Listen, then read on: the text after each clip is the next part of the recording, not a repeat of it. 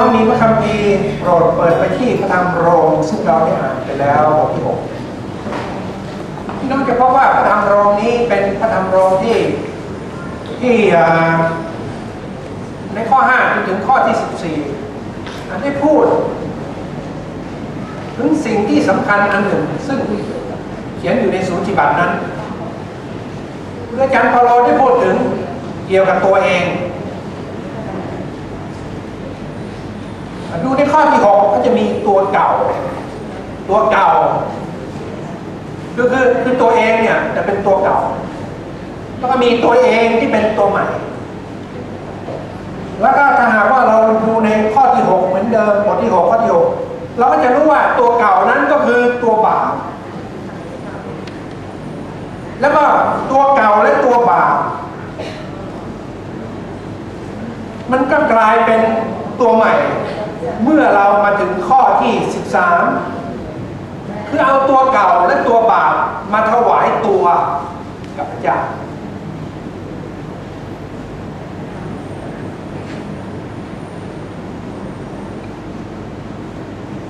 คำว่าตัวเนี่ยหรือตัวเองเนี่ยเป็นตัวที่เขาใช้กันอยู่ในหลายๆคำพูดด้วยกันเช่นอัตตาถ้ามองในมุมของพุทธศาสนาเขาเรียกว่าตัวเนี้ยเขาเรียกว่า self ตัวเนี้ยเขาเรียกว่าอัตตาหรือภาษาพระเขาเรียกว่าตัวกูของกูมันไม่ได้เป็นคำหยาบเป็นคำพระตัวกูของกูตัวเองอีโก้เซลไอตัวเนี้ยมันเป็นพระคัมภีร์สอนว่ามันเป็นตัวร้ายมันเป็นตัวเก่ามันเป็นตัวบาปซึ่งจะต้องเอามาถวายให้กับพระเจ้าในศาสนาทุกศาสนาพูดถึงตัวนี้เหมือนกันพี่น้องที่รักปัญหาแรก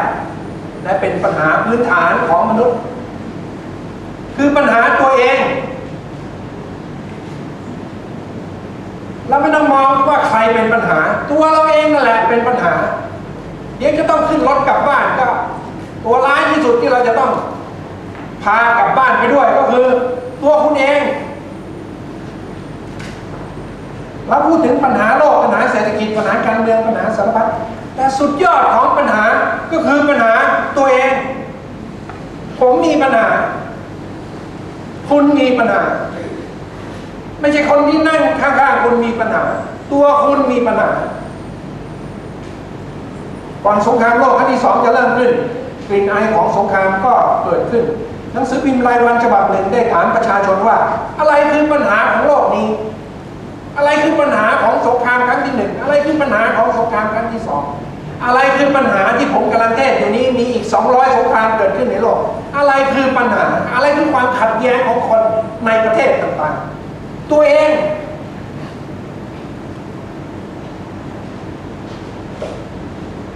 ประชาชนก็ส่งจดหมายมาหาบรรณาธิการของหนังสือพิมพ์รายวันฉบับนั้นเขาถามว่าอะไรเป็นปัญหาของโลกนี้ประชาชนก็ส่งไปรษณียบัตรออกมาแล้วก็หนังสือพิมพ์รายวันฉบับนี้ได้เลือกไปรษณียบัตรอันหนึ่งเขียนโดยศิษยาภิบาลคริสเตียนชื่อ G.K. Chesterton ท่านเขียนไว้แบบนี้ในไปรษณียบัตรนั้นปัญหาของโลกหรือครับผมเองลงชื่อ G.K. Chesterton นี่คนที่ซื่อสัตย์ต่อตัวเองยอมรับว่าปัญหาหลักของมนุษย์คือปัญหาตัวเองเคยได้ยินเพลงไหมครับที่เขาร้องมองตัวเองแล้วเซ็งแล้วเบื่อมีเพลงยังบทนี้ยังมีเลยตัวเองผมเป็นปัญหาคุณเป็นปัญหาเราทุกคนเป็นปัญหาเรามีเพื่อนคนหนึ่งที่เลวร้ายที่สุดนั่งอยู่ที่นี่ที่เราจะต้องขนขึ้นรถกลับไปบ้านด้วยคือตัวเองดีอามูดีนักเทศที่มีชื่อเสียงของโลกกล่าวว่าผมมีปัญหากับตัวผมเองมากกว่าคนอื่นที่ผมเจอมาทั้งหมดตัวผมเองเป็นปัญหาอาจารย์เปาโลยังเขียนเลยข้าพเจ้าไม่รู้จักการกระทำของข้าพเจ้าข้าพเจ้าเป็นคนที่น่าสมเพชอะไรเช่นนี้ใครจะช่วยข้าพเจ้าได้ สิ่งที่เขาอยากจะทำสิ่งดีที่เขาอยากจะทำข้าพเจ้าไม่ได้กระทำสิ่งที่ชั่วที่ข้าพเจ้าไม่อยากทำข้าพเจ้ากำลังทำอยู่โอ้ข้าพเจ้าเป็นคนที่น่าสมเพชจริงๆตัวเองและพระคัมภีร์ไม่เคยปิดบังจุดอ่อนของมนุษย์ถ้าคุณอยากจะรู้ว่าตัวเองเป็นยังไงอ่านพระคัมภีร์พระคัมภีร์จะค่อยๆเปิดเผยไม่ใช่เปิดเผยคนอื่นเปิดเผยตัวเราว่าเราเป็นยังไงอ่านพระคัมภีร์และพระคัมภีร์ไม่หยุดแค่นั้นพระคัมภีร์ยังบอกต่อไปอีกว่าตัวเรานั้นที่มีปัญหาจะกลายไปเป็นอีกตัวหนึ่งพระเจ้าทรงใช้ได้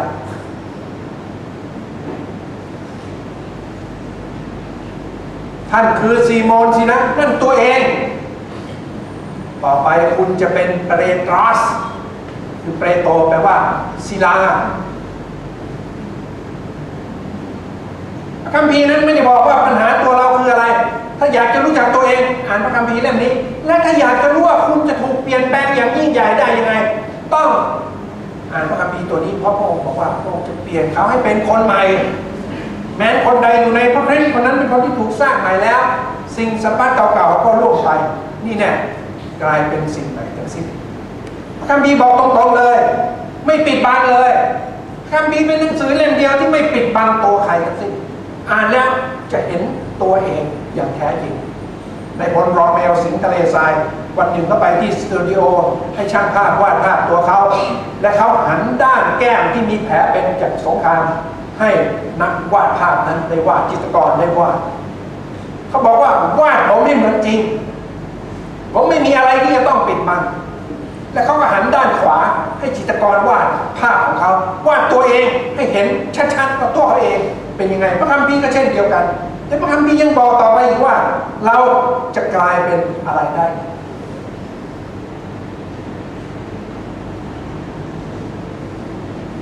เปาโลพูดว่าข้าพเจ้าไม่เข้าใจการกระทำของข้าพเจ้าเอง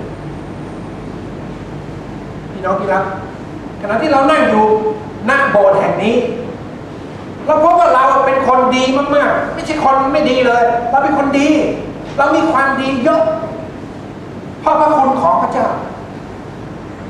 ถ้าเรามองกันผิวเผินด้วยสายตาธรรมดาและการรู้จักกันมายาวนานในโบสถ์นี้ทั้งสมาชิกต่อสมาชิกและทั้งเราที่รู้จักกันเราเป็นคนดีเราทำความดีหลายอย่างเพราะความดีของพระคริสต์อยู่ในชีวิตของเราแต่ถ้าคุณมาอ่านพระคัมภีร์ไล่พระคัมภีร์ส่องเข้าไปในตัวคุณคุณจะรู้ว่าตัวเรานั้นไม่ได้เป็นอย่างที่เราคิดเองมีครั้งหนึ่งผมเทศจบที่คริสตจักรเมืองไทยสมาชิกคนหนึ่งก็เอาแหวนเพชรมาให้ผมปกตินักเทศรับแหวนเพชรไม่ได้รับอะไรก็ไม่ได้จากสมาชิกของมีค่าใดๆทั้งสิ้นไม่ได้แต่ว่าผู้หญิงคนนี้ก็ เขาบอกว่าเขาเตรียมแหวนเพชรมาผมดูชำเลืองดูแล้วโอ้โหนี่มัน6 กะรัตนี่ไม่ใช่น้อยไม่ใช่เป็นเล็กๆมันหัวเริ่มผมบอกผมรับไม่ได้แม่รับไม่ได้บอกเนี่ยเตรียมไว้หลายปีแล้วก็จะให้อาจารย์กลับไประยองก็เอาเพชรเม็ดนี้มาแต่ผมมองดูแล้วเพชร6 กะรัตทำไมมันวางอยู่บนหนามเตยที่เป็นเงินนะปกติมันต้องวางบนหนามเตยที่เป็นทองคำขาวที่เพชร6 กะรัตนี่จะวางบนของที่มันหลุดออกได้หลุดออกนี่ง่ายได้ยังไงผมก็บอกว่าแม่ไม่เป็นไรหรอกแม่เก็บเอาไว้แม่เก็บเอาไว้ให้ลูกชายไปมั่นแฟนเขาในอนาคตลูกชายเขาก็เป็นคริสต์เหมือนกันจะเป็นสมาชิกอยู่ที่จักรเมืองไทยนี่แหละเขาบอกไม่ได้เขาต้องให้อาจารย์ก็จับมาใส่มือผมก็บอกไม่ได้แม่ยังไงก็ไม่รู้มันก็ตกอยู่ในมือผมเนี่ยผมก็สงสัยอยู่แล้วล่ะก็เลยไปให้อาจารย์วลัยพรเพื่อนกันเขาบอกพี่บ้านพี่มีขายเพชรนะลองเอาไปให้เขาดูหน่อยสิผมเนี่ยนะไปบ้านนะลองกรีดกระจกนะมันเป็นรอยแตกขึ้นมาเลยกระจกมันเป็นเพชรจริงนะพี่ถ้ามันเพชรปลอมเนี่ยมันกรีดไม่ขาดนะนี่มันกรีดนี่โอ้โหพี่แต่ลองพี่เอาไปดูให้ช่างเพชรเขาดูนะเขาก็เอาไปช่างเพชรดูวันรุ่งขึ้นเขากลับมาบอกผมช่างเพชรดูแล้ว มัน300 บาทเองอ้าวทำไมล่ะพี่ว้าวนะใสเป็นน้ำมันก๊าซเลยกรีดกระจกได้เขาบอกว่าข้างในข้างนอกเนี่ยคุณดูด้วยตาธรรมดาก็ดีแต่ว่าในเพชรด้วยกล้อง2 เพชรแล้วเนี่ยมันแตกละเอียดหมดมันไม่ได้เป็นเพชรชีวิตของเราเนี่ยดูข้างนอกเนี่ยว้าวใสสะอาดเป็นคนดีแต่ว่ามองดูด้วยสายตาของพระเจ้าแล้วมันแตกละเอียดอยู่ภายในพระคัมภีร์จึงบอกไงมนุษย์ทุกคนเป็นคนบาปและเสื่อมจากพระสิริของพระเจ้านี่แหละครับเป็นปัญหาในทางศาสนาพุทธเนี่ยหรือในทางศาสนาฮินดูก็ตามเขาก็จะพูดถึงไอ้ตัวเนี้ยผมว่าทุกศาสนาเลยจะพูดถึงไอ้ตัวนี้ศาสนาฮินดูเนี่ยเขาเชื่ออย่างนี้เขาเชื่อว่ามนุษย์เราเนี่ยเป็นสะเก็ดไฟกระเด็นออกไปจากเตาถ่านมนุษย์เราเนี่ยเป็นสะเก็ดไฟที่กระเด็นออกไปจากเตาถ่านกระเด็นออกไปจากพระเจ้าแล้วมนุษย์เนี่ยหาทางกลับคืนสู่เตาถ่านคือพระเจ้าไม่ได้พระเจ้าของเขาคืออัตมันมนุษย์เนี่ยกระเด็นออกไปจากอัตมันและไม่มีทางหาทางคืนกลับสู่อัตมันเพราะฉะนั้นศาสนาฮินดูจึงมองหาวิธีโดยการทำโยคะบ้างทำอะไรต่างๆเพื่อจะให้มนุษย์เนี่ยได้กลับถึงอัตมันคือพระเจ้าแล้วเขาค้นพบว่าตัวที่เป็นอุปสรรคก็คือตัวเองในศาสนาพุทธก็เช่นเดียวกันศาสนาพุทธก็พูดถึงอัตตาตัวเองศาสนาพุทธบอกว่าชีวิตคือความทุกข์ศาสนาพุทธใส่แว่นอันหนึ่งคือความทุกข์เมื่อใส่เข้าไปแล้วมองเห็นทุกอย่างเป็นทุกข์หมดเลยความรักก็เป็นทุกข์ความสุขก็เป็นทุกข์แต่งงานก็เป็นทุกข์ไม่แต่งงานก็เป็นทุกข์มีแฟนก็เป็นทุกข์มีลูกก็เป็นทุกข์ทุกอย่างมองแล้วเป็นทุกข์หมดถ้ามีภาษาอังกฤษเขียนว่า to live is to suffer การมีชีวิตคือการทนทุกข์แต่ว่าทุกข์นี่มันเกิดมาจากกิเลสเพราะว่าถ้าไม่มีกิเลสก็ไม่มีทุกข์และกิเลสนี่มันไปติดอยู่ที่อัตตาตัวเองเพราะฉะนั้นไอ้ตัวเองนี่แหละทำให้เกิดความทุกข์เพราะฉะนั้นวิธีจะกระจัดความทุกข์ก็คือกระจัดตัวเองคือปวดหัวก็ตัดหัวทิ้งจบนี่คือมุมมองของเขาตัวเองเป็นอุปสรรคไม่สามารถบรรลุนิพพานได้ก็เพราะว่าตัวเองเพราะฉะนั้นเขาจึงขจัดทำให้จิตว่างปราศจากกิเลสทั้งสิ้น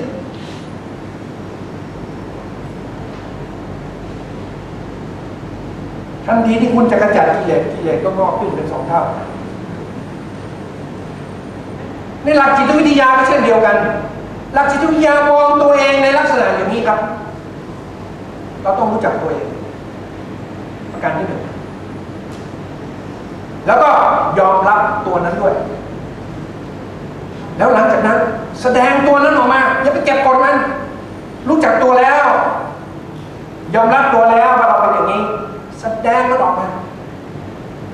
แหมพี่น้องคุณคิดว่าคุณรู้จักตัวคุณเองไหมเนี่ยผมรู้จักตัวผมเองไหมเคยได้ยินบทเพลงอันหนึ่งเคยได้ยินบทกลอนหนึ่งครับทองแท้พิสูจน์ได้ในเบ้าหลอมเพื่อนแท้ย่อมพิสูจน์ได้ยามขับขันรักแท้พิสูจน์ได้เมื่อไกลกันธาตุแท้มนุษย์นั้นเกินปัญญาจิตมนุษย์นิสัยยากแท้อย่างถึงเถาวัลย์พันเกี่ยวที่เลี้ยวรถก็ไม่คดเหมือนหนึ่งในน้ำใจคนนี่เป็นปัญหาตัวเองแต่ถ้าคุณวิเคราะห์อยากจะรู้จักตัวเองคุณจะลำบากเพราะคุณจะต้องสืบสอบไปจนถึงวัยเด็กที่คุณไปเจออะไรมาเข้าพ่อแม่ทำยังไงกับคุณเพื่อนทำยังไงกับคุณวิเคราะห์ถึงความซับซ้อนของตัวเองมาเรื่อยๆจนกระทั่งคุณเข้าใจตัวเองแต่ว่าถ้าคุณวิเคราะห์ตัวเองมากเท่าไหร่ระวังนะครับมันติ่งต้องได้คุณลองไปวิเคราะห์ตัวเองดูดิทำไมเราเป็นอย่างนี้สมัยเด็กเราเป็นยังไงทำไมเราถึงเป็นอย่างนี้วิเคราะห์ไปวิเคราะห์มาก็เหมือนกับกิ้งกือตัวหนึ่งเดินไปในป่าเสร็จแล้วเดินไปนั้นก็ไปเจอแมงมุมตัวหนึ่งชักใยอยู่บนต้นไม้ แมงมุมก็ชักใยลงมาบนหน้ากิ้งกือทันทีและแมงมุมถามว่าพี่ขาไหนเดินก่อนกิ้งกือ100 วันมันเบมก็เดินมันตามธรรมชาติของมันมีความสุขมีความสบายวันหนึ่งมันเจอคำถามวิเคราะห์พี่ขาไหนเดินก่อนทันใดนั้นกิ้งกือก็มองที่ขาตัวเองเพื่อจะวิเคราะห์ว่าขาไหนเราเดินก่อนมันมีเป็นพันขาไหนมันเดินก่อนทันใดนั้นกิ้งกือเดินไม่ได้เลยกิ้งกือนิ่งเลยเพราะวิเคราะห์หนักเกินไปเกี่ยวกับตัวเองยอมรับตัวเองเหรอเราจะยอมรับไอ้ตัวนี้ได้ไงไอ้ตัวเก่าเนี่ยไอ้ตัวที่บาปเนี่ยยอมรับไม่ได้เพราะตัวเองนั้นมีแต่ความสงสัยความกลัวความคับข้องใจกังวลเห็นแก่ตัวบาปพวกนี้คุณจะไปยอมรับตัวอย่างนี้ได้ยังไงในตัวเองขั้นต่อมาจิตวิทยาเขาบอกว่าต้องเปิดเผยตัวเองโอ้โหคุณลองเปิดเผยตัวเองทุกคนออกมาตามที่ตัวเองต้องการในห้องประชุมนี้ในทันทีพร้อมๆกันเป็น100 คนนี่นะเกิดอะไรขึ้นครับอยู่กันได้ไหมเนี่ยเปิดเผยตัวจริงของเราออกมาเลยตัวจริงที่บ้านที่เราเป็นตัวที่พ่อแม่เราเห็นตัวที่สามีเห็นตัวที่ภรรยาเห็นตัวจริงๆที่เราออกจริงๆเอามาเปิดเผยกันทุกคนในโบสถ์อยู่ไม่ได้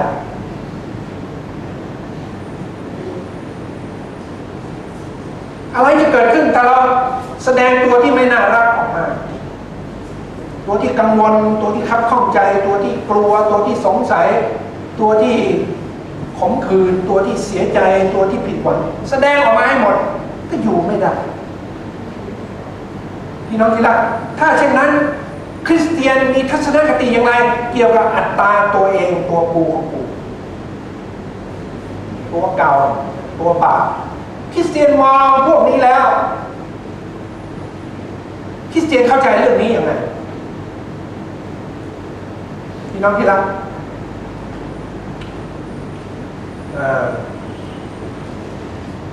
ดูในข้อที่13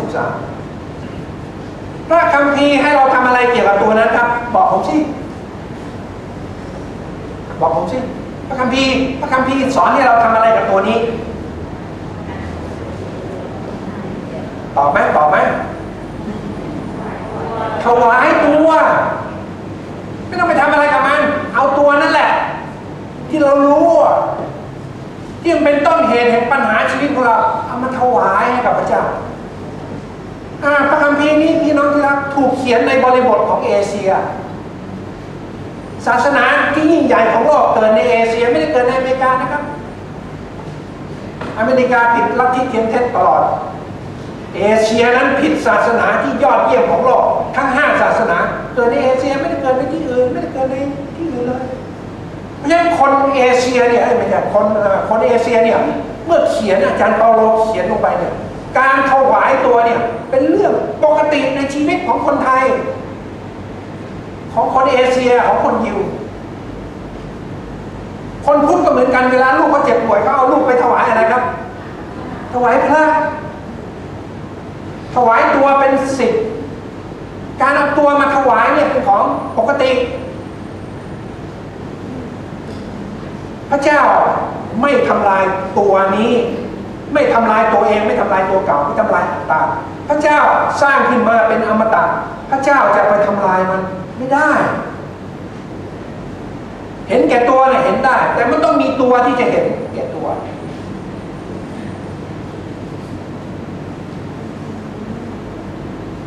พี่น้องที่รัก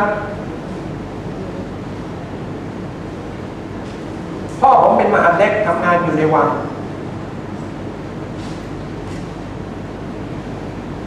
พ่อผมได้รับความเมตตาพระมหากรุณาธิคุณจากรัชกาลที่7ส่งไปเรียนที่มหาวิทยาลัยที่ต่างประเทศทางด้านป่าไม้และในสุดก็เข้ามารับราชการใต้เบื้องพยุคลบาทที่รัชกาลที่7แล้วก็รัชกาลที่7ก็ได้จากไปอยู่ประเทศอังกฤษสละราชสมบัติแล้วพ่อผมก็เมื่อสมเด็จพระนางเจ้าลำไพพันนี พระราชินีในรัชกาลที่7ได้เดินทางกลับมาสู่พระมหานครพ่อผมก็เรียนรู้ว่ามหาเล็กที่มีลูกประมาณสัก6-7 ขวบก็จะต้องไปพาเข้าเฝ้าถวายตัวคือเขาจะไม่เก็บลูกไว้เขาจะถวายตัวต่อไปเหมือนพ่อถวายตัวลูกก็ต้องถวายตัวถวายตัวเป็นเขาเรียกว่าเป็นข้าช่วงชายในพระบาทสมเด็จพระเจ้าอยู่หัวชื่อผมก็ยังอยู่ในวังสวนจิตอยู่เป็นข้าช่วงชายในพระบาทสมเด็จพระเจ้าอยู่หัวแต่ในวันนั้นที่พ่อผมมาเข้าเฝ้าผมก็อายุ6 ขวบเราก็ต้องไปเฝ้าก่อนที่สมเด็จพระนางเจ้าลำไพพรรณีจะเสด็จลงมาจากชั้นบนแล้วก็ไปนั่งบนพระราชอาณาพ่อผมกับผมก็ต้องนั่งหมอบที่พื้นคอยเมื่อไหร่พระองค์จะลงมาต้องไปนั่งคอยพระราชินีต้องนั่งคอยมาก่อน2 ชั่วโมงล่วงหน้าคุณมาเฝ้าพระเจ้าปกติแล้วจะมาหลังจากที่พระเจ้าเสด็จลงมาแล้วถ้าเป็นอย่างนี้ทุกคนหรือไม่ได้มาตรงเวลาแล้วถ้าคุณมีความรู้สึกว่าโอ๊ยไม่ได้เลยนะเข้าฟังต้องมา2 ชั่วโมงก่อนถ้าพ่อผมก็นั่งอย่างนี้ผมก็ต้องนั่งอย่างนี้คุณคิดดูที่เด็กๆอายุ6 ขวบต้องนั่งอย่างนี้จะไหวเหรอในสุดพ่อผมก็หลับไปแต่ผมไม่หลับผมเป็นเด็กผมก็ลุกขึ้นวิ่งรอบๆผมก็สนุกพ่อผมก็เมื่อยผมก็เป็นเด็กที่ทะลึ่งตึงตังคือวิ่งขึ้นไปนั่งบนพระราชอาณาของสมเด็จพระนางลำไพพรรณีพ่อผมก็กราบผมอยู่ข้างล่างทันทีนั้นพ่อผมก็ลืมตาขึ้นมาเห็นผมทำทะลึ่งก็รีบกวักมือลงมา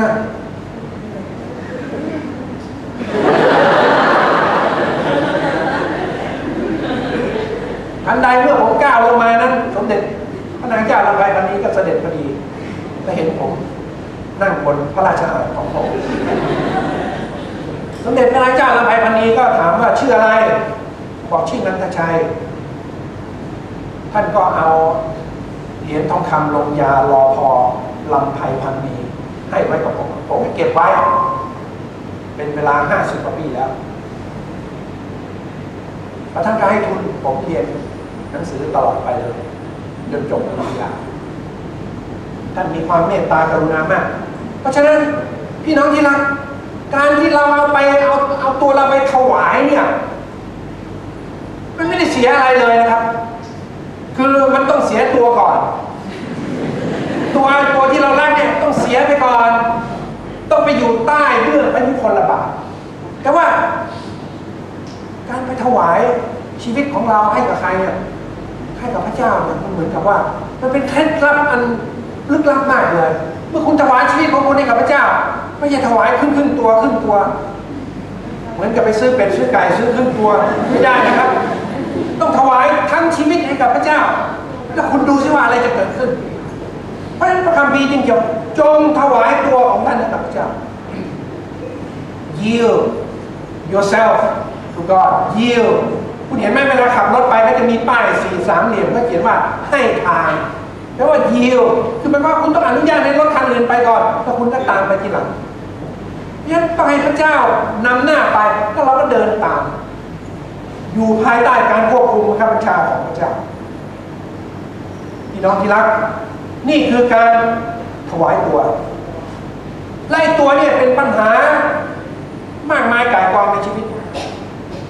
ไปแก้ปัญหาอย่างอื่นไม่ได้ต้องแก้ตัวนี้ให้ได้ตัวบาปตัวเก่าถวายให้กับพระเจ้าไป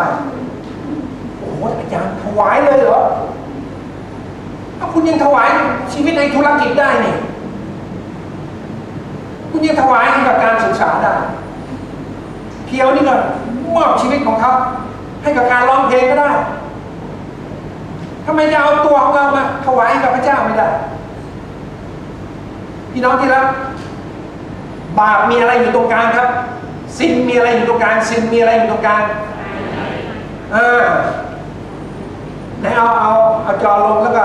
ขียนซิมอยู่ข้างบนได้ไหมมีไออยู่ตรงกลางไอมันยืนยังไงครับไอมันยืนยังไง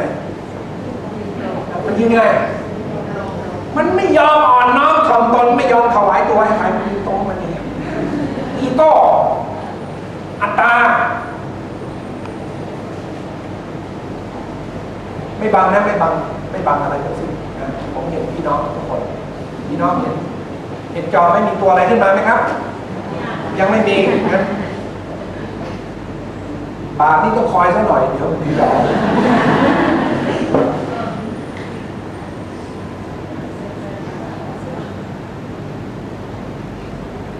คืออีโก้ครับอีโก้มันไม่อ่อนน้อมถ่อมใจพระคัมภีร์บอกว่าต้องเอาอีโก้นี้มานิ้วมือของผมทั้ง5 นิ้วออกงอกมาจากฝ่ามือฉันใดปัญหาแต่ละอย่างในชีวิตของเราก็งอกมาจากไอ้ตัวที่ไม่ยอมถวายให้กับพระเจ้าฉันนั้นเราโกรธคนอื่นเพราะอะไรเราโกรธคนอื่นเพราะอะไรเพราะเขามาขัดใจอะไรขัดใจตัวเราอิจฉาเพราะอะไรแล้วอิจฉาเพราะอะไรเพราะคนอื่นทำไมล้ำหน้าตัวโอ้ยผมไม่อิจฉาหรอกใครขี่รถยนต์โรลส์รอยซ์เบนท์ลีย์ขี่เบนซ์อะไรผมขี่จักรยานของผมขึ้นรถเมล์จริงเหรอเราให้เพื่อนคุณเมื่อวานขี่จักรยานเหมือนกันวันนี้มันนั่งเบนซ์เข้ามามันข้างในจิตใจเรานั่งเบนซ์ได้ยังไงเริ่มทีเดียวไอ้ตัวนั้นเริ่มทำปฏิกิริยาเราคิดไม่ดีคิดไม่สะอาดบริสุทธิ์เพราะอะไรเพราะตัวเราแฮปปี้ไอขึ้นยังไอมาช้าเราโลภเพราะอะไร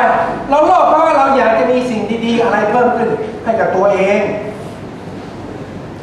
พี่น้องที่รักพระคัมภีร์บอกว่าให้เอาตัวนี้มาถวายให้กับพระเจ้าชีวิตที่ไม่ยอมถวายตัวจะเกิดอะไรขึ้นมาแล้วใช่ไหมมาแล้วมีอยู่ตรงกลางไหนลองวนตัวไอให้อ่อนน้อมถ่อมตัวลงให้โค้งคำนับพระเจ้ามอบชีวิตให้กับพระเจ้าโค้งตัวไอไหนตัวไอทำตัวไอโค้งหน่อยได้ไหมครับเป็นบุตรของพระเจ้าเมื่อบาปนั้นได้งอตัวลงมันก็จะกลายเป็นบุตรของพระเจ้าแต่ว่าเราต้องถวายตัวก่อนเอาละครับเรียบร้อยแล้วเชิญบาปหายไปได้บุญอยู่บาปไปถ้าเราไม่ยอมถวายตัวของเราให้กับพระเจ้าคุณก็จะต้องถวายตัวคุณเองให้กับทุกอย่างเลยเราถวายได้เนี่ยไปถวายให้กับอย่างอื่นเราถวายได้พระคัมภีร์บอกว่าให้เราเอาตัวเองมาถวายกับพระเจ้ามัทธิวบทที่ 6 ข้อ 33บอกว่าจงแสวงหาแผ่นดินของพระเจ้าและความชอบธรรมของพระองค์ก่อนพี่น้องที่รักคนที่แสวงหาทุกอย่างเพื่อตัวเองจะหากำไรหาเกียรติหาความมั่งคั่งหาตำแหน่งหาความสุขให้กับตัวเองแทนที่จะแสวงหาพระเจ้าเป็นประการแรกและความชอบธรรมของพระองค์ยาคอบกับยอห์นอยากจะนั่งข้างซ้ายข้างขวาทั้งที่พระเยซูกำลังจะไปที่ไม้กางเขน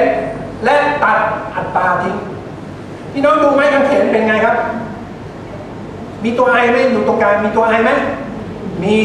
แล้วไม้กางเขนก็คือฆ่าอัตตาทิ้งเลยจึงเป็นสัญลักษณ์ว่าพระเยซูกำลังไปที่ไม้กางเขนเพื่อถวายตัวเองให้กับพระเจ้าแต่ยาคอบนั้นอยากจะนั่งข้างซ้ายและข้างขวายาคอบไม่รู้เลยว่าชีวิตทั้งหมดนั้นก็คือเดินไปสู่การถวายตัวเองให้กับพระเจ้ายาคอบยังคิดถึงตัวเองอยู่ว่าที่สวรรค์นั้นตัวเองจะนั่งอยู่ข้างไหนชีวิตที่ไม่ยอมถวายตัวจะจบลงด้วยการรักตัวเองแทนที่จะรักพระเจ้าด้วยสิ้นสุดจิตใจสิ้นสุดกำลังสิ้นสุดความคิดแต่ว่าเราเอามารักตัวเองพระธรรมพีมาระโกบทที่ 12 ข้อ 29 ถึง 31จงรักพระเจ้าและจงรักเพื่อนบ้านเหมือนรักตัวเองเพราะฉะนั้นถ้าเราไม่ได้เอาตัวของเรามาถวายให้กับพระเจ้าเราก็จะรักตัวเราเองมากกว่ารักพระเจ้าเราจึงคิดว่าเราดีกว่าเก่งกว่ารวยกว่าแน่กว่าทำให้เราหยิ่งไป สปิริตในการวิเคราะห์วิจารณ์คนอื่นที่เกิดขึ้นภายในตัวของเราชีวิตที่ไม่ยอมถวายตัวให้กับพระเจ้าจะจบลงด้วยการสนใจตัวเองคุณเราไปนั่งข้างๆใครไล่คนหนึ่งพูดถึงปัญหาพูดถึงตัวเขาเองคุณอยากฟังไหมนี่นะตัวเองนะตัวเองไปทำอย่างโน้นตัวเองไปทำอย่างนี้อยากฟังไหมเล่าแต่ตัวเขาเองไม่ได้ถามเราสักคำหนึ่งว่าเราอยากฟังเปล่าสนใจตัวเองเล่าแต่ปัญหาตัวเองไปไหนมาตัวเองไปทำอะไรมาเล่าแต่ถึงตัวเองพี่น้องที่รักวิตามินไอไม่ต้องหาซื้อที่ไหนนะเอสโกโลตัสหรืออะไรก็ไม่มีขายวิตามินไอคุณไปดูชั้นวิตามินเลยมันมี A B C D E อะไรวิตามินไอไม่มีครับมันอยู่ในตัวคุณและตัวผมเยอะแล้วพี่น้องที่รักเครื่องพิมพ์ดีดทุกชนิดไม่ว่าจะเป็นแบบกดหรือแบบอิเล็กทรอนิกส์แป้นที่มีตัวอักษรตัวไอนั้นเป็นแป้นที่พังเร็วกว่าเพื่อนจริงๆคุณไปดูดิเพราะฉะนั้น IBM เนี่ยจึงต้องจ้างนักโลหะวิทยาออกแบบแป้นอักษรพิมพ์ดีดตัวไอให้แข็งที่สุดยิ่งกว่าตัวอื่นถามว่า A E I O U ตัวไอใช้มากกว่าตัวอื่นหรือเปล่าใช้เท่ากันกับ A E O U อ้าวแล้วทำไมล่ะเพราะว่าเลขานุการคนพิมพ์นั้นเวลามาถึงตัวไอแล้วมันจะกระแทกแรงกว่าเพื่อนอีโก้อัตตาตัวกูของกูกระแทกหนักมากเขาถึงรอตัวพิมพ์แป้นตัวไอนั้นแข็งเป็นเหล็กแบบชนิดที่ไม่ยุ่งไม่งั้นแป้นมันพังหมดพี่น้องที่รักชีวิตที่ไม่ถวายตัวเองนั้นจะจบลงด้วยการใช้ตัวเองเป็นมาตรฐานพวกนี้ไม่เคยใช้มาตรฐานของพระคัมภีร์นำทางชีวิตใช้มาตรฐานของโลกขาดคุณธรรมคริสเตียนชีวิตที่ไม่ยอมถวายตัวให้กับพระเจ้านั้นจะพึ่งบนความชอบธรรมของตัวเองคนพวกนี้จะรับว่าผมผิดไม่ได้ผมผิดขอโทษทีขอโทษครับผมผิดเองจะขอโทษคนอื่นไม่ได้มีเหตุทำให้เราคิดว่าเราเป็นฝ่ายถูกเสมอเราต้องการชนะเสมอชีวิตที่ไม่ยอมถวายตัวให้กับพระเจ้าจะพึ่งตัวเองอยู่ตลอดเวลาพี่น้องที่รักผมไปทำงานอีสานไม่ใช่ผมไปให้อะไรเขาสิ่งที่เขาให้กับผมคนอีสานให้กับผมนั้นมากมายมหาศาลเพราะคนอีสานนั้นเมื่อเราเล่าเรื่องพระเจ้าให้เขาฟังเขาจะพึ่งแต่พระเจ้าอย่างเดียวเลยข้อพระคัมภีร์ที่เขาชอบมากที่สุดก็คือจงขอแล้วจะได้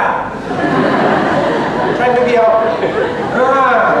ผมอยู่มา12 ปีผมรู้ข้อพระคัมภีร์ที่คนอีสานชอบมากคือจงขอแล้วจะได้ฝนไม่ตกเขาก็เรียกศิษยาภิบาลไปในหมู่บ้านก็ไม่ได้เรียกพระไม่ได้เรียกหมอผีเรียกศิษยาภิบาลผมก็เรียนในโรงเรียนพระคัมภีร์มาโอ้ยอธิษฐานขอฝนนี่นะอยู่ในพระคัมภีร์นะพี่แต่ว่าโรงเรียนพระคัมภีร์ไม่เคยสอนอาจารย์ฝนมันไม่มาแล้วขออาจารย์อธิษฐานให้ฝนมาหน่อยโอ้โหเราจะบอกว่าไม่ได้ก็ไม่ได้ไปเรียกชาวบ้านมาชาวบ้านมาเสร็จแล้วเราก็อธิษฐานขอฝนพออธิษฐานเสร็จแล้วผมก็ขึ้นรถกลับกรุงเทพเลยมาถึงมหาสารคามฝนตั้งเขาผมยังแปลกใจเลยฝนตั้งเขาโทรหาตกหนักเลยอาจารย์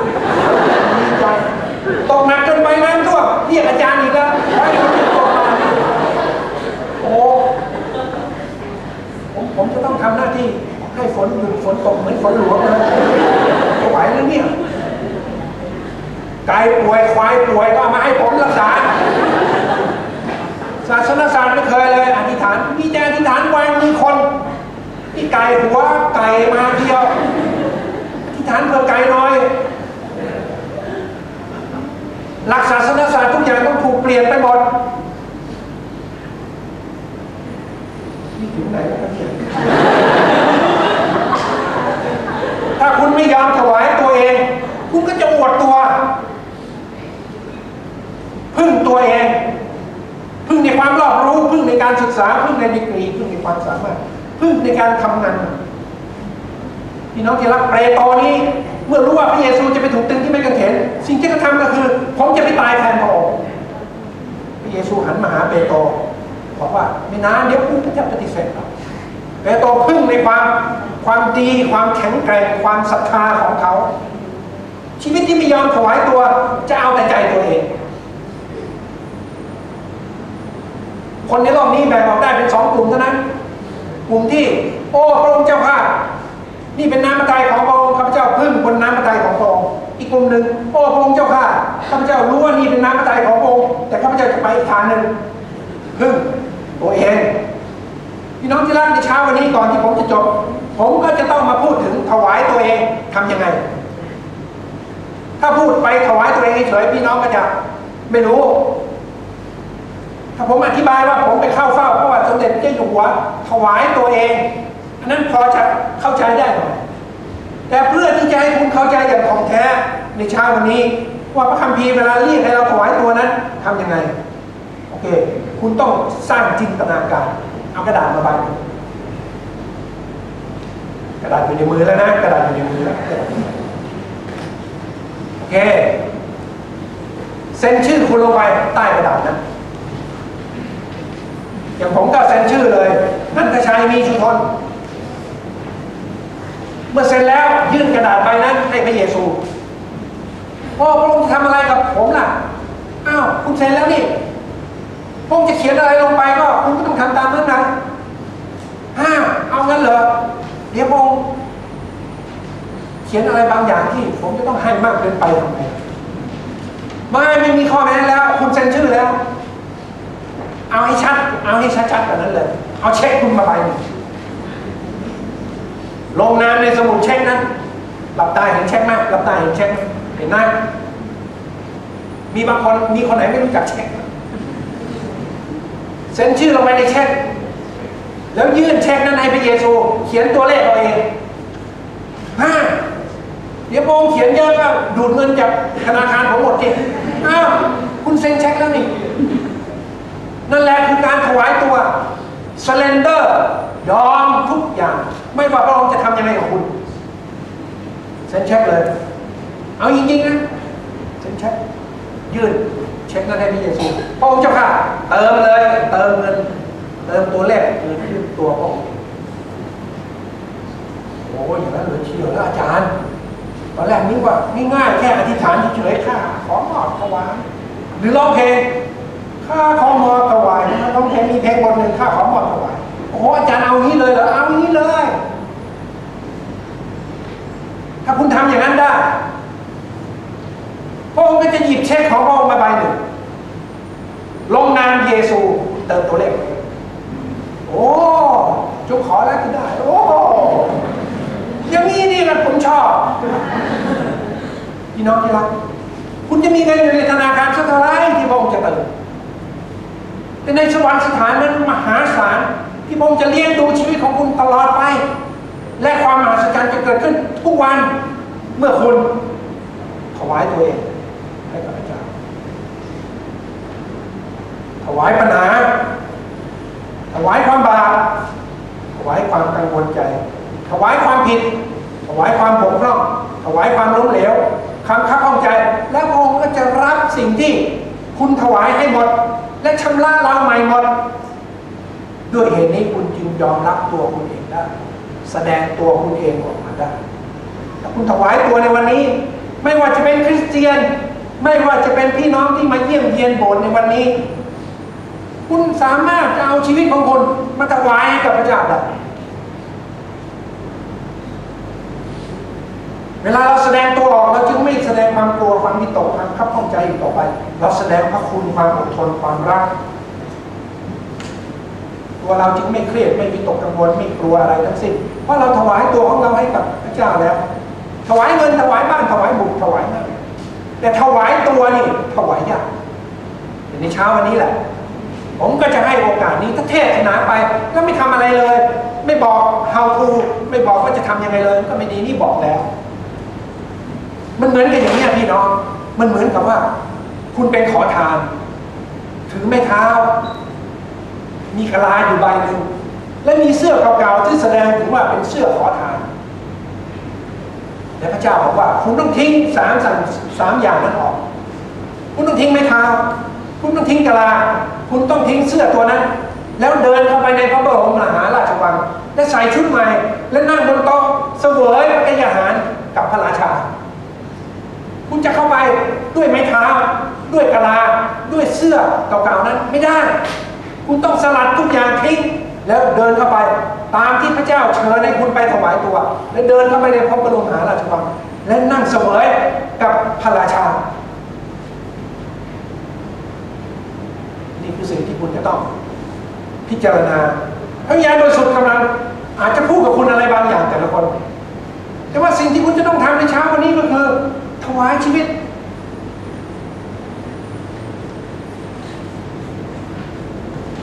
ให้ผมเล่าตัวอย่างเรื่องนี้แล้วผมจบแล้วเมื่อผมจบแล้วผมก็จะมีห่วงเวลาที่พี่น้องจะตัดสินใจทั้งพี่น้องที่เป็นคริสเตียนแล้วแต่ยังไม่ได้ถวายตัวหมด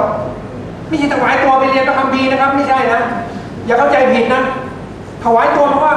คนธรรมดาเนี่ยปกติก็ถวายตัวเหมือนกับเราถวายทุกอย่างให้กับธุรกิจเหมือนกับเราถวายทุกอย่างให้กับลูกให้กับภรรยาให้กับสามีที่ถวายให้กับพระเจ้ามีอยู่วันหนึ่งขอทานคนหนึ่งเป็นชาวอินเดียยากจนมากขอทานตั้งแต่เช้าจนเย็นด้วยกะลาของเขาไปที่สถานีรถไฟขอทานเข้าไปจนกระทั่งถึง5 โมงเย็นยังไม่มีใครให้ตังค์แม้แต่เหรียญเดียวบาทเดียวริวปีเดียวมีแต่คนยากจนก็เอาข้าวมาใส่ไว้ในกะลานั้น4-5 เม็ดคนขอทานนั้นก็หมดอะไรตายอยากกะว่าจะกลับบ้านปิดประตู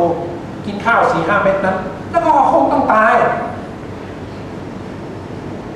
ขณะที่เขาเดินทางกลับบ้านนั้นเขาก็เห็นว่าพระราชากำลังขึ้นอยู่บนช้างนั่งอยู่บนช้างแล้วขบวนพระราชาก็เดินผ่านมาที่เขาก็คิดว่ายังไงก็ต้องขอทานจากพระราชาแหละยังไงซะพระราชาก็คงจะให้อะไรเขาบ้างก็ขอจากพระราชาเนี่ยดีกว่าถึงไม่ให้ไม่ได้ก็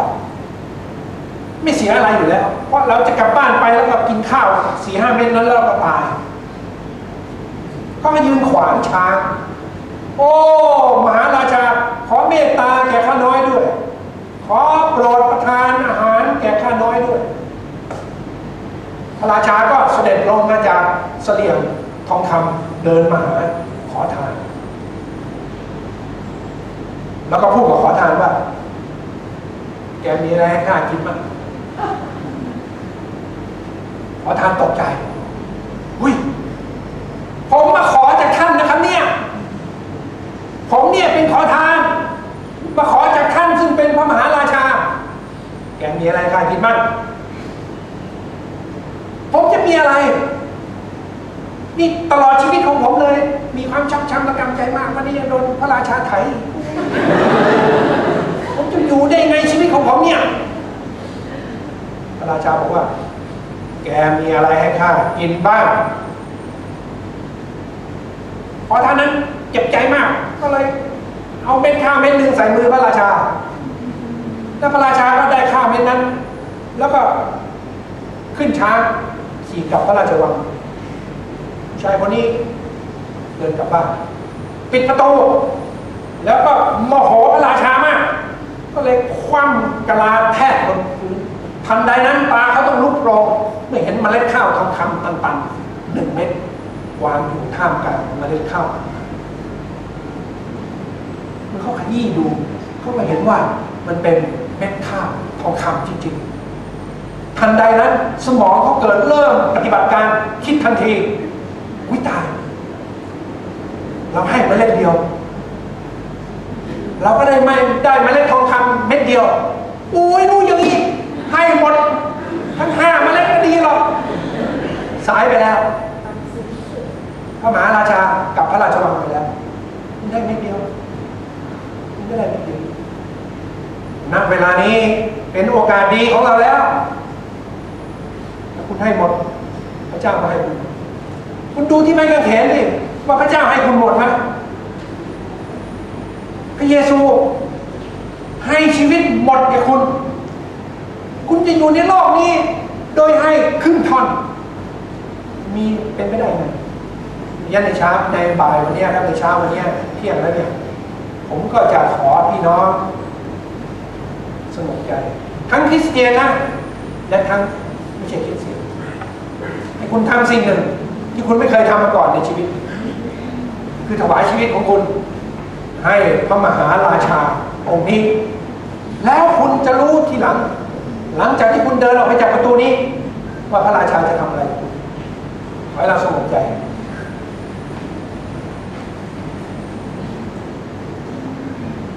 ข้าพเจ้าพูดกับคุณ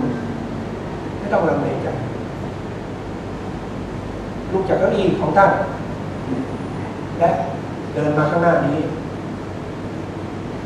นั้นเป็นการทำครั้งเดียวในชีวิตเป็นการบอกกับพระองค์ข้าพเจ้าพูด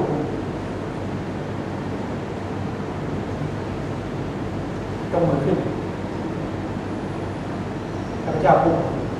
ให้คุณถวายตัวในเช้าวันนี้ยกมือขึ้นเลยครับขอบคุณพระเจ้ามีอีกไหมครับทั้งคริสเตียนและแขกผู้มีเกียรติยกมือขึ้นเลยครับยกมือขึ้นยกมือไว้ขอบคุณพระเจ้ามีอีกไหมครับยกมือไว้เอกขอพี่น้องที่ยกมือนั้นเดินมาข้างหน้ามาอยู่กับผมใกล้ๆนี้แล้วเราจะอธิษฐานถวายตัวร่วมกันไม่มีอะไรต้องน่าอายนะครับเดินออกไปข้างหน้าคุณอยากจะรู้ใช่ไหมว่าพระเจ้าจะทำอะไรกับคุณ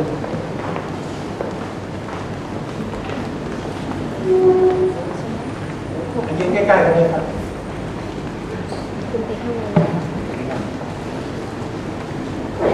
คนก็หลับตาอธิษฐานแล้วก็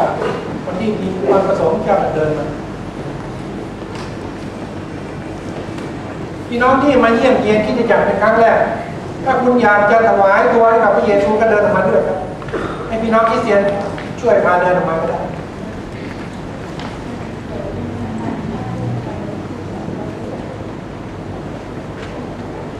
ขอเชิญมรคนายกนะครับนำเราอธิษฐานถวายชีวิตของพี่น้องของเราทั้งหมดนี้ให้กับพระเจ้า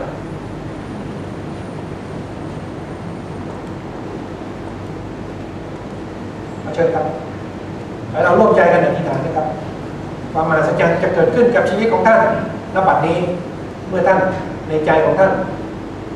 ถวายให้หมดให้กับพระองค์หมดสาธุการข้าแต่พระเจ้าพระบิดาผู้ใหญ่ยิ่งสูงสุดข้าพระองค์ทั้งหลายสรรเสริญนมัสการพระองค์เวลานี้เมื่อพระคำของพระเจ้าได้เข้ามาไม่เพียงแต่ผ่านหูสมองแต่เข้ามาที่จิตใจจิตวิญญาณของข้าพระองค์ทั้งหลายทุกๆคนและข้าพระองค์ทั้งหลายได้ยินพระสุรเสียงของพระองค์ที่เชิญชวนและท้าทายข้าพระองค์ทั้งหลายในเช้าวันนี้ผ่านผู้รับใช้ของพระองค์ที่จะมอบถวายชีวิตของข้าพระองค์ทั้งหลายถวายตัวของข้าพระองค์ทั้งหลายให้กับองค์พระเจ้าผู้ยิ่งใหญ่สูงสุดพระเจ้าเที่ยงแท้ผู้ทรงรักข้าพระองค์ทั้งหลายอย่างที่สุดในเช้าวันนี้พระองค์ได้ทรงทอดพระเนตรและมองเห็นพี่น้องหลายคนที่ยืนอยู่ข้างหน้าเวลานี้ได้มอบถวายชีวิตจิตใจของเขาให้กับพระองค์เจ้าเขาทั้งหลายตระหนักแล้วว่าพระองค์ทรงเป็นพระเจ้าเที่ยงแท้ผู้เป็นเจ้าของชีวิตและเป็นผู้ที่รักเขาอย่างที่สุดและเป็นผู้ที่ประทานหนทางที่ดีที่สุดแก่ชีวิตของเขาเขาทั้งหลายได้ยืนอยู่ที่นี่จำเพาะพระพักของพระองค์เจ้าและต่อหน้าพี่น้องทั้งหลายทุกคนในที่ประชุมแห่งนี้เพื่อยืนยันตอบสนองต่อการทรงเรียกของพระองค์พระบิดาเจ้าข้าขอพระองค์เจ้าได้ทรงโปรดประทานความมั่นใจลงมาเหนือจิตใจจิตวิญญาณทุกๆดวงในเวลานี้ด้วยที่เมื่อเขาได้มอบถวายชีวิตของเขาไว้ต่อพระพักของพระเจ้าแล้วพระองค์จะให้เขามีความมั่นใจว่าพระองค์ผู้ทรงเป็นพระเจ้าผู้สัตย์ซื่อเที่ยงธรรมพระองค์ก็จะทรงตอบสนองด้วยความรักมั่นคงของพระองค์ที่ทรงโปรดประทานทุกสิ่งนั้นให้แก่ชีวิตของเขาด้วยและที่สำคัญที่สุดคือชีวิตนิรันดร์และความรอดในองค์พระเยซูคริสต์เจ้าที่เป็นของขวัญล้ำค่าที่ได้ทรงโปรดประทานแก่ข้าพระองค์ทั้งหลายด้วยความรักอย่างที่สุดพระบิดาเจ้าข้าขอพระองค์ได้ทรงโปรดรับจิตวิญญาณและชีวิตของข้าพระองค์ทั้งหลายทุกคนที่ได้มอบถวายแด่พระองค์ในเช้าวันนี้และโปรดสำแดงให้เขาทั้งหลายจะมีความเชื่อ คือความเชื่อฟังพระเจ้าอย่างที่สุดที่จะเดินตามน้ำพระทัยและแผนการที่พระองค์ทรงมีต่อชีวิตของเขาพระบิดาเจ้าถ้าหากว่ามีพี่น้องท่านหนึ่งที่อยู่ในที่ประชุมนี้ที่ยังไม่ได้รู้จักพระเยซูคริสต์เจ้าและเช้าวันนี้เขาได้มอบถวายชีวิตของเขาให้กับพระองค์แล้วขอพระเจ้าโปรดประทานความมั่นใจว่าเขาได้รับสิทธิที่เป็นลูกของพระเจ้าและเขาจะได้สิ่งที่ยิ่งใหญ่ที่สุดเมื่อเขาติดตามองค์พระเยซูคริสต์เจ้าและพระบิดาเจ้าและรวมทั้งพี่น้องทุกๆคนด้วยที่ได้ตัดสินใจที่มั่นใจในการที่จะมอบชีวิตปฏิบัติรับใช้พระองค์เจ้าก็ขอให้เขาจะมีใจแสวงหาน้ำพระทัยของพระเจ้าเชื่อฟังการทรงนำของพระองค์เจ้าและได้รับคำตอบว่าพระเจ้าจะใช้ชีวิตของเขาอย่างดีที่สุดเมื่อเขายังมีโอกาสในโลกนี้พระบิดาเจ้าแล้วก็ขออธิษฐานเผื่อพี่น้องอีกหลายท่านที่ยังไม่ได้ตัดสินใจในเช้าวันนี้ขอพระเจ้าทรงอวยพรเขานำพาชีวิตของเขาต่อไปและช่วยเขาสักวันหนึ่งเป็นเวลาที่เขาพร้อมที่จะตัดสินใจพร้อมรับพระเยซูคริสต์เจ้าในชีวิตของเขาด้วยเช่นกันขอบพระคุณพระเจ้าเราเชื่อว่าสิ่งยิ่งใหญ่จะเกิดขึ้นแน่นอนเพราะความรักมั่นคงของพระเจ้าที่ประทานแก่จิตใจข้าพระองค์ทั้งหลายมีสันติสุขในจิตใจที่มั่นคงว่าพระเจ้าทรงรักข้าพระองค์พระองค์จะนำชีวิตของข้าพระองค์ตลอดไปสรรเสริญและขอบคุณพระเจ้ามอบพี่น้องทั้งหลายทุกคนนี้ไว้ในพระหัตถ์ทรงฤทธิ์ของพระองค์ในพระนามขององค์พระเยซูคริสต์เจ้าอาเมนพี่น้องไปนั่งที่เก้าอี้ได้นะครับเจ้าอวยพรพี่น้องทุกท่านนะครับ